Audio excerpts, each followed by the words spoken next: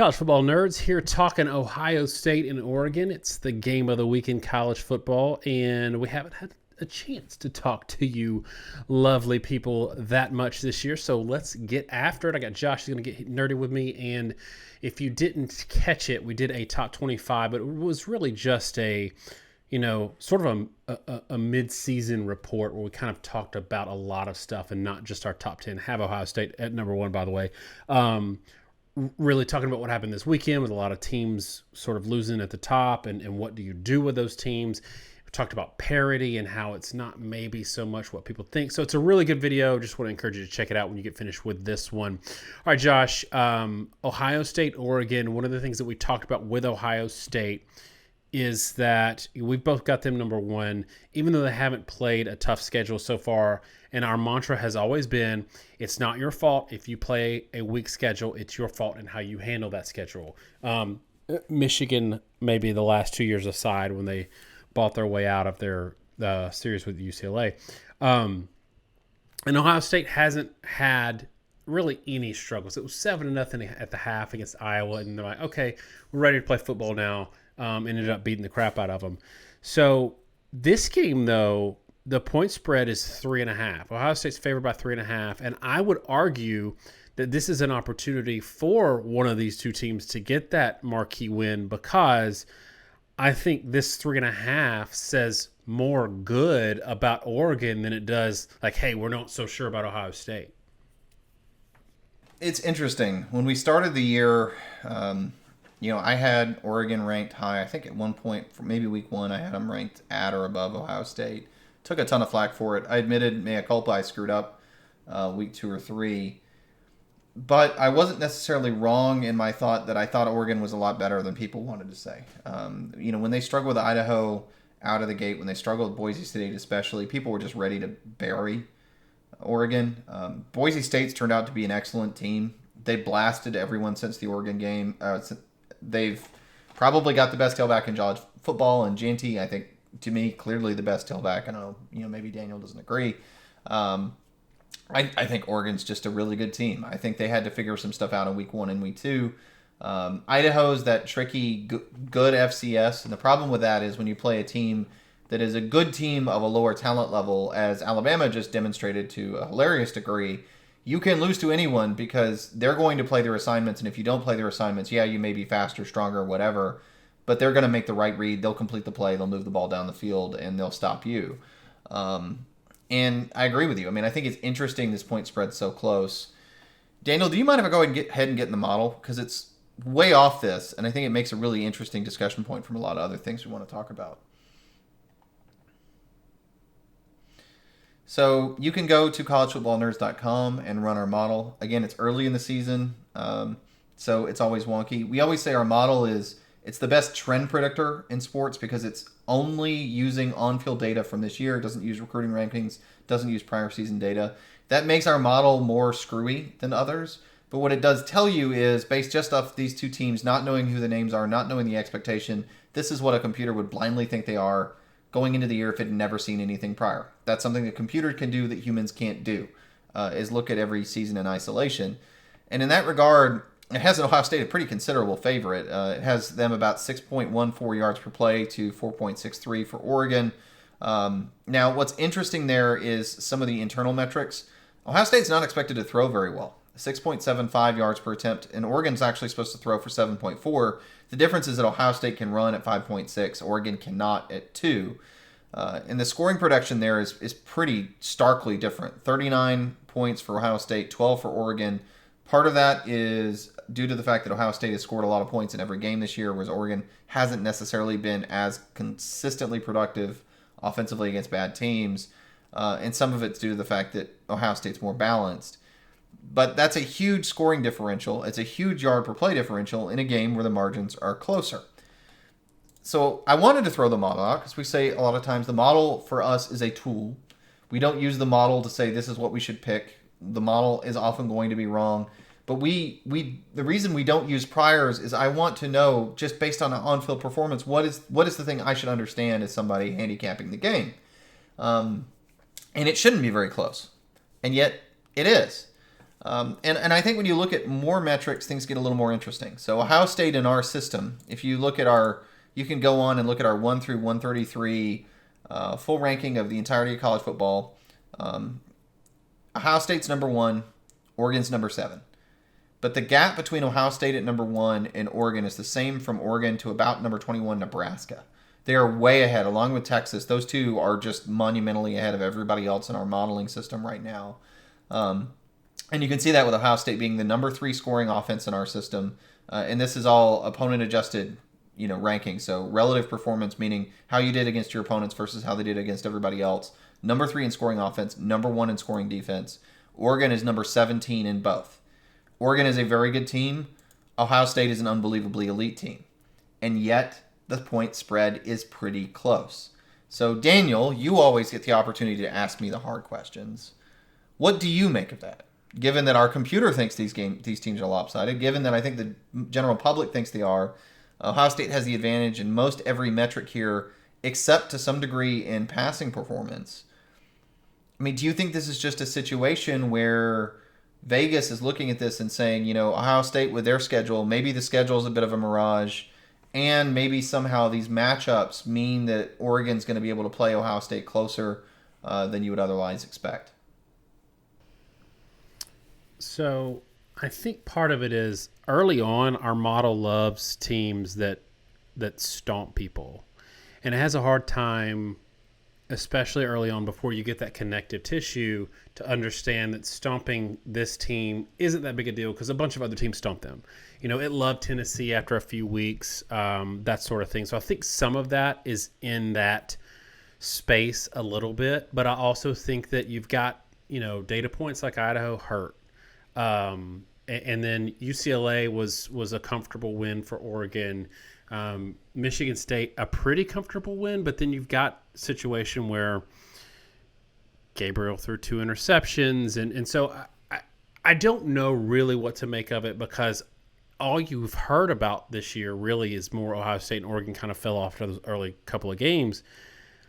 But I also think there's something about this notion of being shocked when you first play a good team, and when you play a good team on the road. And I also wonder if people still have their reservations about Will Howard. I tweeted about that today because somebody said we don't need Will Howard to be elite to win a national championship, and I think that's true. And if you look at like Iowa, for example, there wasn't a eye-popping game from Will Howard, but it was the best QBR any team that's faced Iowa this year has put up. So I think the pieces are there, and I think our model believes that the pieces are there, but I think that Oregon is probably a lot better than we want to give them credit, at least to this point this year. The difference is, I think a lot of people think Oregon and Penn State, they're ranked right next to each other in the AP poll. A lot of people think of them the same way, and in my mind, Oregon is closer to the elite side of that clump, and Penn State is closer to the merely good side of that clump.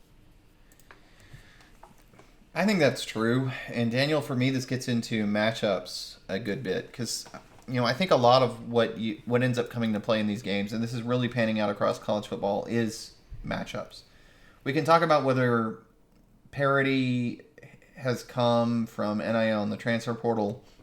We have a long discussion about that at the end of our top 10 video. If you haven't watched it, go watch it. I think it's pretty interesting, mainly talking about the Alabama game. But the conclusion we reached, and you can hear the why, is basically that we think it's more about schemes and changes in clock management really than it is NIL and transfers even. That may be a small component, but it's being pinpointed for something that's a much larger change in college football. And to that point, I think with the way that defenses have changed, I think the days of Ohio State putting up 40-plus points every single game like they did with C.J. Stroud seem to be numbered.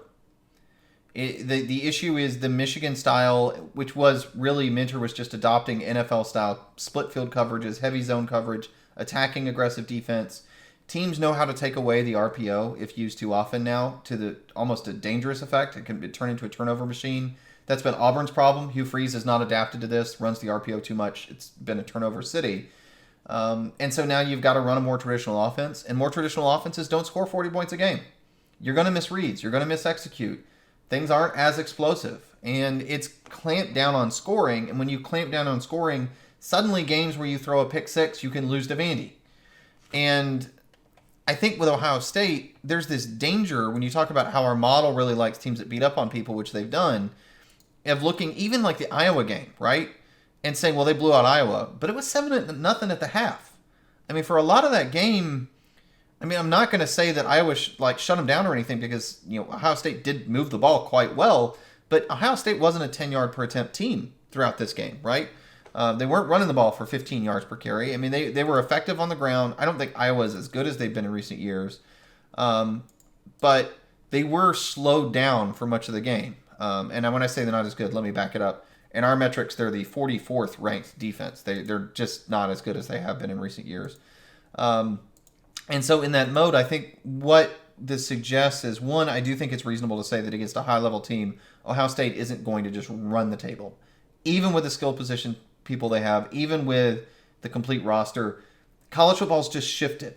And much like it was 20 years ago, for people old enough to remember, 15, 20 years ago before the RPO got big, even when you had a completely dominant team, when you played another top-end team, you didn't score 40 points every game. Sometimes they did in highly competitive matchups, but a lot of times it was 24-21.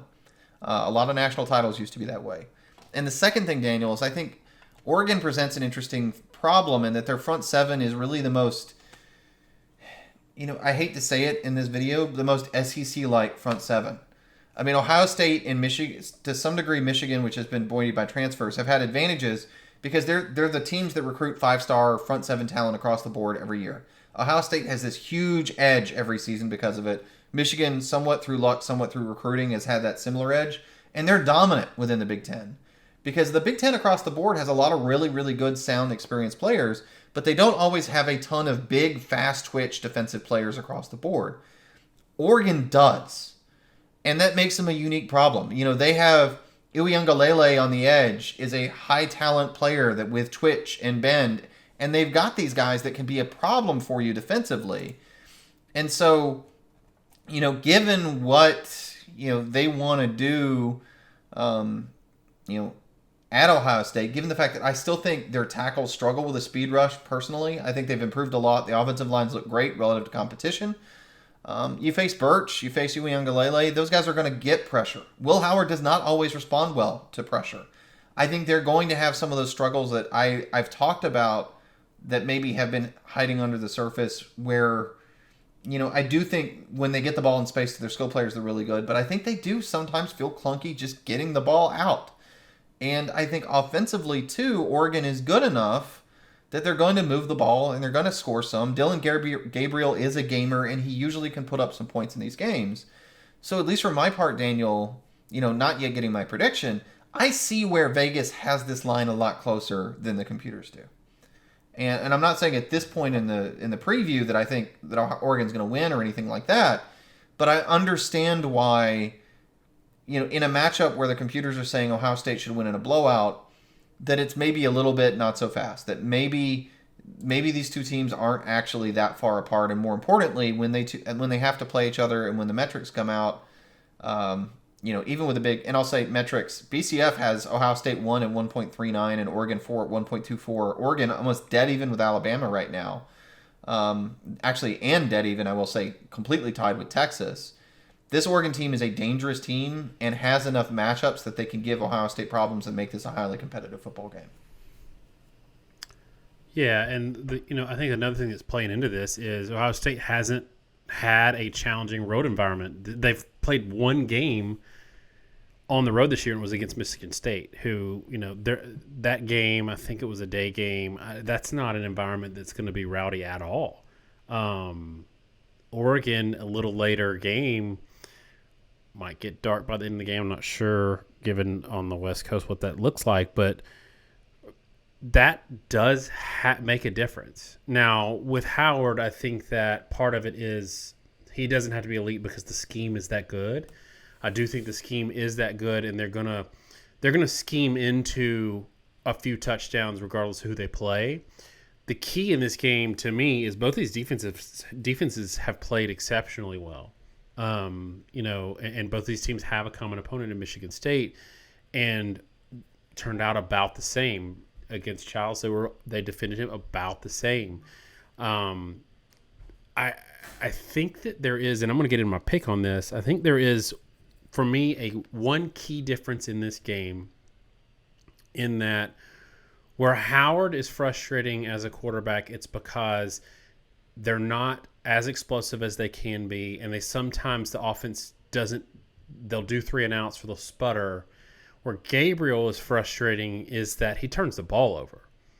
And I think this Ohio State defense is good enough that they're going to force a couple of those out of him. And I know turnovers are random and variable, but Gabriel does. I mean, he turns the ball over, and he can kind of get in his head a little bit. He's very streaky. If he's hot and that crowd is lathered up, Oregon's going to win this game.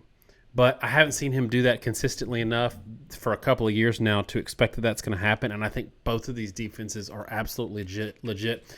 And the game is shorter now. It just is. So, back to all the things that you're talking about in terms of, how we used to see games and used to feel like you needed 40 points. The game is a lot shorter now. There's fewer possessions. So you're scoring that 27, 30 points now. That would have been 42 points back in the day, which was not that many days ago. Give me Ohio State 26, Oregon 21, and let me know what you got on this one. I'm with you on a lot of this. I may say things that are wrong or stupid sometimes. We try not to throw out hot takes. Frankly, our channel would be a lot more successful if we were constant hot takes, because when we do that, you guys engage in our comments and you make the video blow up. The 1 week top 10 where they didn't pick Ohio State number 1, I think, picked them too low. Probably the best top 10 we've ever done. And I don't repeat it because we try to be respectful for you guys. Even if we're wrong, call us homers. We try to give you our honest opinion for however much it's worth. All that to say, Daniel, I think Oregon's skill position talent is kind of overrated. Just being honest. I think Dillon Gabriel is a good quarterback. I don't think he's a phenomenal one. I think he's, like you said, he's turnover prone. I just don't think he throws the ball downfield that well. For a guy that is as experienced as he is an efficient, intermediate, mobile, game-managing quarterback at this point in his career. It's just kind of what he is. I don't know that the gap between him and Will Howard is even that large. I think he's better than Will Howard by a decent little clip, but just by a decent little clip. But when you go down the rest of the roster, like Tez Johnson, Trayshawn Holden, Terrence Ferguson, Evan Stewart, those are all good receivers. I don't think they're Egbuka or Jeremiah Smith. I don't think Jordan James and Noah Whittington are as good as Quinshon Judkins or Travion Henderson. I just don't think they're as good. And I think Oregon has run a style of offense that is very spread heavy. And I've often said spread offenses tend to have scale issues. And this is the interesting thing to me because it's true of both teams. That when you want to work on getting the ball in space and letting guys make something happen and just spread the ball out and attack horizontally and vertically is the idea, but you do it on simple, quick plays, it works if guys get the ball and that they have room to move when they get it, and then they're faster than their guy that they're trying to move against. When defenses speed up, the space when you catch the ball is smaller, and your odds of outrunning them to the edge or getting the angle or getting the block start to decrease, and these offenses don't scale well. We saw it with Oregon last year, I think, really heavily in their losses to Washington throughout the season. When they played inferior competition, they were dominant. When they played better defensive competition, it slowed down. Ohio State's had the same problem with Michigan and other teams in recent years. But the difference is that I think Oregon's talent was, you take a guy like Trayshawn Holden, he was a backup at Alabama, kind of a journeyman receiver, and he's a borderline impact guy at times. Has like the one of the higher yard per catch rates in the team. I think second of the team, 14 yards per reception, second of the team receiving touchdowns. He's not a 4.4 40 guy. He's just not. I mean, he's a 4.65 guy, pretty physical, pretty good all around receiver. He ain't gonna blow by anybody at Ohio State. The size and speed's not there. And I think they were really good players relative to what they faced in the Pac-12 and Pac-12 defenses. I don't think they're good enough players for the Big Ten to have the same impact, and I think that's going to start showing up over the course of the season. It's just my opinion. I do like Ohio State in this game. I like them close. I'm going to say 27-24. I think all the things I talked about defensively from Oregon still hold true. I think Oregon's going to give Ohio State some fits. I think when Ohio State gets the ball out, they're going to make big plays in chunks, and I think there's going to be a lot of desert for them. Whereas Oregon, I think, is going to be kind of this constant dink and dunk flail and never really getting the explosive. So Ohio State is going to win off a handful of explosives, where Oregon is going to try to grind out points, and it's just not going to be enough, is my prediction. But to that point, Daniel, we say this every time, give me a game under 24 points, and it's anybody's ball game. Because one pick six, one turnover, one muff punt easily can be enough to turn a game like this around. A pick six in the red zone is a 14-point swing, and I think these teams are probably too close for either one of them to survive it.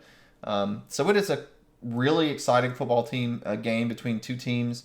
Look, man, we're nitpicking because every game in college football is relative. And, if you take these teams, you play them against most of the Big Ten, you play them against anybody in the Big 12, including their old Pac-12 mates for Oregon, they destroy them because the talent level is just incomparable. The ding for Oregon's offensive skill talent, when I say they're overrated, is they, for the first time in a few years, are being directly compared to actual national title caliber teams. And I don't know that they are distinguishing over that kind of talent. But if they played an NFL team tomorrow, we would say these teams absolutely suck because the NFL team beats them by 60. That's the nature of football. And college football is unique in that it's so tiered and striated. But when you play up to a tier, both these teams are playing way up in talent. Oregon is way better than anyone else Ohio State's played. Positives become negatives. Advantages become weaknesses. And it starts to make things really interesting. And, I think that's why the spread is so close and it's such an interesting game to watch. That I think, should be one of the defining games for the path of college football for the rest of the year, but also one because the 12-team playoff probably isn't going to necessarily decide who wins the championship. What's interesting about our scores is the point total on this is a 51, which is lower than I think anybody would have ever expected an Ohio State-Oregon game to be in recent years. But that's dead on what you've got, 27-24. That'd be a 51 total. And I had no idea, to be clear. You told me the point spread when we started this video. I had no idea the over-under. So, yeah, that just, my brain is exactly where Vegas is. And I think that we are entering an era, or are in an era, where defenses are just, they're overpowered right now. And combine that with the shortened clock or the shortened games, and you've got 24-27 type games, which are a lot more exciting to me to watch as a fan than the 49-47 type games that we saw for a couple of years. All right, Josh, give me one parting shot on this and we'll wrap it up. I think my parting shot on this is going to be, it will be interesting to see how well Oregon does run the football because they struggled really early. And I think that's going to be the defining thing because I don't think Oregon's offense runs well. And I think if Oregon just gets completely shut down by the run, it will not shock me if Oregon gets run out of the building. I don't think the odds of Oregon blowing out Ohio State are very high, given how good Ohio State's defense is, if nothing else. But Oregon does have to move the football some to stay in it and make it a competitive game. And we talk about freeze points, stall points. I forget which term we used and which one Pate copied. Love you, Pate. But this game's going to teeter on that, I think, for Oregon. And so it's a little bit of a knife's edge, I think, on whether they can be highly competitive and maybe win the game or whether they're just not going to be able to score. And then if they're in a must-throw-to-win situation for an entire half, this game's going to run away from them, like as often happens in football when you get late like that. All right, y'all, that's it for us on Ohio State and Oregon. Let us know in the comments who you think is going to win this game and what that score is going to look like. And remember to check out our top 10 video that we did earlier in this week for some good other discussion. If you want to listen to us, because these are kind of long form, we also put out a podcast version of all this later in the week. Thanks so much, y'all. Have a great week, and God bless.